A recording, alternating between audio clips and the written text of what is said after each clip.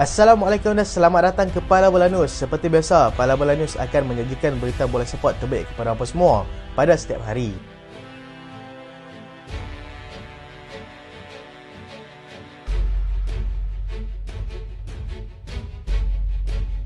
Kita lihat dulu perkembangan Liga Tempatan. Import baru Selangor tak sabar uji kekuatan sebenar JDT. Pemain import baru Selangor FC, Richmond Boye, teruja untuk bertemu dengan juara bertahan Liga Super iaitu pasukan JDT. Pemain yang berusia 30 tahun itu merupakan import terbaru yang dibawa masuk bagi memantapkan lagi jentera serangan Direct Giant dalam baki saingan musim ini. Dia yang pernah mewakili pasukan Juventus sebelum ini menyatakan kegembiraannya apabila dapat menyertai pasukan Selangor setelah sekian lama berkelana di serata dunia. Dia juga sudah menyertai latihan pertamanya bersama pasukan, mengaku yang dia masih lagi berada dalam proses penyesuaian diri dengan rakan pasukannya. Dalam satu temu bual, pemain kelahiran Ghana itu menyimpan hasrat untuk bertemu dengan pasukan JDT yang dilihat begitu dominan pada ketika ini. Dia mempunyai rekod jaringan yang cukup baik, terutamanya ketika mewakili pasukan Red Star Belgrade dengan 43 gol dan juga 11 assist daripada 63 penampilan bersama dengan pasukan tersebut.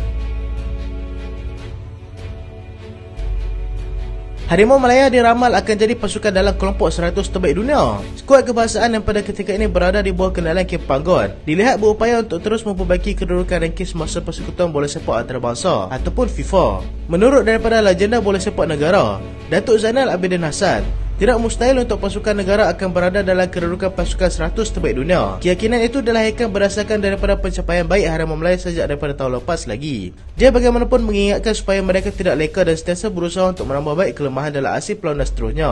Zainal berkata lagi, yang ini merupakan salah satu pencapaian terbaik buat pasukan kebangsaan selepas begitu lama berada di kedudukan yang agak buruk. Ketika ini, Malaysia berada di tangga ke-137 FIFA. Pencapaian terbaik Harimau Malaya dalam tempoh 17 tahun dan kedudukan paling tinggi yang pernah dicatatkan adalah ranking ke-127 FIFA iaitu pada tahun 2006.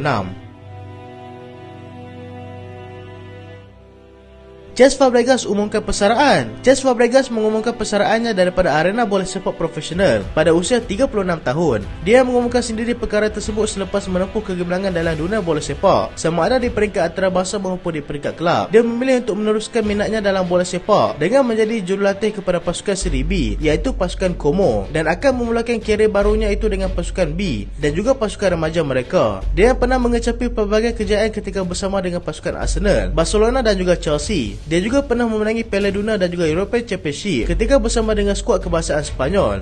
Kudos untuk Fabregas. Luis Enrique mahukan Joao Felix. Pengurus pasukan Paris Saint-Germain yang baru dilantik, Luis Enrique, sudah menyatakan hasratnya kepada pihak tertinggi pengurusan pasukan dengan dia mahukan Joao Felix sebagai signing pertamanya di sana. Dia yang begitu meminati Felix yang sebelum ini bermain secara pinjaman dengan Chelsea sebelum terpaksa pulang untuk menyertai semula pasukannya iaitu Atletico Madrid. Felix dilihat sudah semakin tidak mendapat tempat dalam skuad Diego Simon daripada awal lagi, mahu terus berada di Stamford Bridge. Tetapi Chelsea memilih untuk tidak mendapatkannya secara tetap. Dia berkemungkinan besar akan menggunakan kesempatan ini untuk pergi meniagakan pasukan Atletico Madrid dengan menyertai pasukan Paris Saint-Germain yang dikatakan lebih menjanjungi bakat yang dia ada pada sekarang ini. Cucurella nafi yang dia akan berpindah ke Atletico Madrid. Pemain pertahanan pasukan Chelsea, Marc Cucurella, menafikan yang dia akan berhijrah ke pasukan Atletico Madrid pada musim panas ini. Prestasi yang kurang konsisten yang ditunjukkan pada musim lalu merupakan antara punca mengapa dia dikaitkan untuk berpindah, selain daripada projek rombakan besar-besaran yang sedang dilakukan oleh Chelsea pada ketika ini. Kenyataan ini juga telah disokong oleh ejennya sendiri iaitu Alvaro Dominguez yang menyatakan perkara tersebut adalah palsu semata-mata. Cucurella yang baru berusia 24 tahun menyertai Chelsea daripada Brighton pada musim panas yang lalu sudah membuat 33 penampilan dan menghasilkan 2 assist dalam musim pertamanya di sana. Dia juga dilihat bakal menjadi pilihan kedua di bawah Pochettino yang pada ketika ini lebih berminat untuk menggunakan Ben Chilwell di posisi tersebut. Jose Mourinho tawarkan Greenwood untuk sertai pasukan Roma secara pinjaman. Pengurus pasukan Roma, Jose Mourinho, sudah menyimpan hasratnya untuk membawa masuk pemain sayap Manchester United iaitu Mason Greenwood secara pinjaman ke dalam pasukannya itu. Greenwood yang pada ketika ini masih lagi berada dalam pergantungan oleh Manchester United masih belum pasti akan masa depannya di sana, walaupun namanya masih lagi berada dalam senarai skuad yang bakal mengharungi musim harapan nanti. Pengurus United, Erik ten Hag, menolak untuk menjualnya dan menghantarnya untuk bermain secara pinjaman dengan pasukan lain mungkin pilihan yang terbaik buat masa ini. Mourinho dikatakan ada menghubungi United untuk berbincang mengenai perkara ini, tetapi tiada respon positif yang diberikan setakat ini. Toni Kroos dedah pengaruh isterinya dalam membuat keputusan. Toni Kroos yang baru saja melanjutkan kontrak selama setahun lagi bersama dengan gegasi bola sepak Spanyol mendedahkan dan keputusannya itu dipengaruhi oleh isterinya sendiri. Isterinya sendiri yang membenarkan perkara tersebut berlaku selepas dia dikatakan lebih memikirkan untuk bersara sebaik saja kontraknya tamat. Dengan peluang yang diberikan oleh isterinya itu, dia akhirnya memilih untuk meneruskan lagi karirnya bersama pasukan kesayangannya itu selama setahun lagi sebelum memikirkan sama ada untuk bersara ataupun sebaliknya. Dia juga berkata yang dia masih lagi dahagakan gelaran-gelaran utama bersama pasukan dan tidak sabar lagi untuk menyambung aksi bersama dengan mereka selepas ini. Dia sudah pun merekodkan sebanyak 417 penampilan sejak menyertai pasukan Real Madrid pada tahun 2014 yang lalu. Manchester City cuba test market. Juara EPL pada musim ini, Manchester City dilaporkan sedang mencuba pasaran untuk menawarkan sebanyak 90 juta pound dalam cubaan mereka untuk mendapatkan Frankie de Jong daripada Barcelona. Perkara ini dilihat akan berlaku selepas mereka gagal untuk mendapatkan Declan Rice yang memilih untuk menyertai pasukan Arsenal dan juga kebarangkalan Eke Gundogan untuk menyertai Barcelona dalam musim panas ini. Pemilihan de Jong pada ketiga ini akan mengisi ruang kosong yang ditinggalkan oleh pemain City selepas mereka mengambil keputusan untuk meninggalkan pasukan tersebut. Seorang lagi yang hampir pasti akan meninggalkan pasukan adalah Bernardo Silva, dan kehilangan beberapa tonggak utama seperti ini sudah pasti Pep Guardiola tidak akan berdiam diri lagi.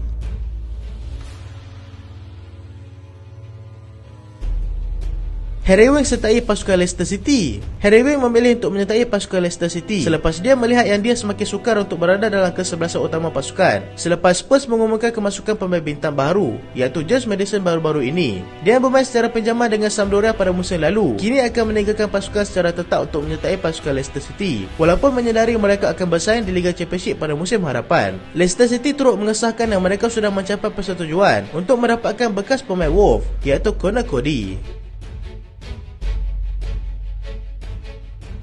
Wilfried Zaha pertimbang untuk sertai pasukan baru selepas kontraknya tamat pada 30 Jun yang lalu. Bekas penyerang pasukan Crystal Palace, Wilfried Zaha kini bergelar ejen bebas dan masih lagi tercari-cari pasukan yang akan disertai nanti. Keutamaan utamanya adalah pasukan yang akan bermain di Liga Juara-Juara Eropah, tetapi dia juga ada menerima tawaran untuk bermain di Liga Pro Arab Saudi. Palace sudah membuat tawaran kepada Zaha pada bulan Mei yang lalu untuk menjadikannya sebagai pemain bergaji paling tinggi dalam sejarah kelab, tetapi dia memilih untuk tidak menerimanya. Antara pasukan Eropah yang dilihat akan cuba mendapatkannya adalah pasukan Lazio dan juga pasukan Marseille.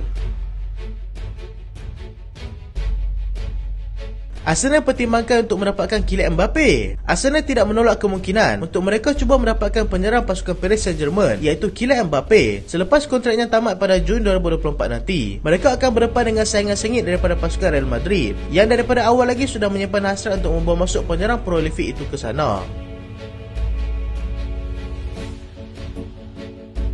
Christian Pulisic setuju untuk sertai pasukan AC Milan. Pemain sayap pasukan Chelsea, Christian Pulisic, bersetuju untuk menyertai pasukan AC Milan dengan kontrak panjang yang ditawarkan oleh pasukan itu. Mereka bagaimanapun masih lagi dalam proses perbincangan untuk menetapkan nilai perpindahan pemain itu secara tetap ke sana. Erik ten Hag masih mahukan Rasmus Højlund. Pengurus Manchester United, Erik ten Hag, masih menyimpan hasrat untuk mendapatkan penyerang daripada Atalanta iaitu Rasmus Højlund. Dengan United dikatakan sudah bersedia untuk membuat penawaran sebanyak 60 juta euro. Atalanta bagaimanapun mahukan 100 juta euro, tetapi United melihat yang harga tersebut seperti tidak masuk akal.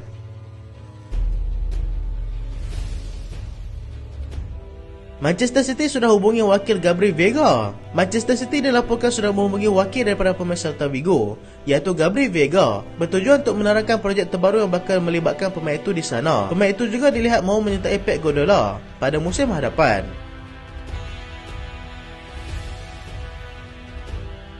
Rafinha sedang diintai oleh kelab Arab Saudi. Rafinha kini sedang menjadi sasaran seterusnya kelab-kelab yang berpagal dari Arab Saudi. Rafinha bagaimanapun telah menetapkan pendiriannya untuk terus bersama dengan Barcelona selama mana dia mampu.